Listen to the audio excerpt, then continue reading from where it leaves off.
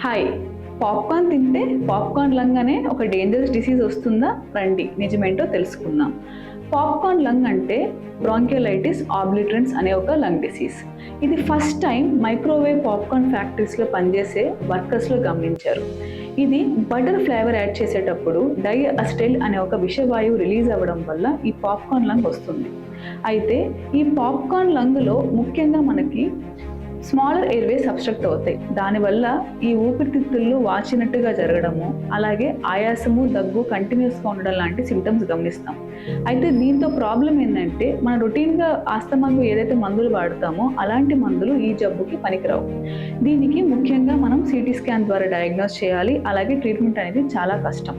So ముఖ్యంగా మనకి ఈ డైఎస్టిల్ అనే కాంపౌండ్ కేవలం ఈ మైక్రోవేవ్ పాప్కార్న్ ఫ్యాక్టరీస్లోనే కాకుండా మన చుట్టూ ఉండే ఫ్యాక్టరీస్లో కూడా అంటే కెమికల్స్ రిలీజ్ అవ్వడం కూడా వస్తుంది. సో ఒకటి గమనించుకోవాలి, పాప్కార్న్ తినడం వల్ల ఈ పాప్కార్న్ లంగ్ రాదు, మన చుట్టూ ఉండే కెమికల్స్ వల్ల వస్తుంది.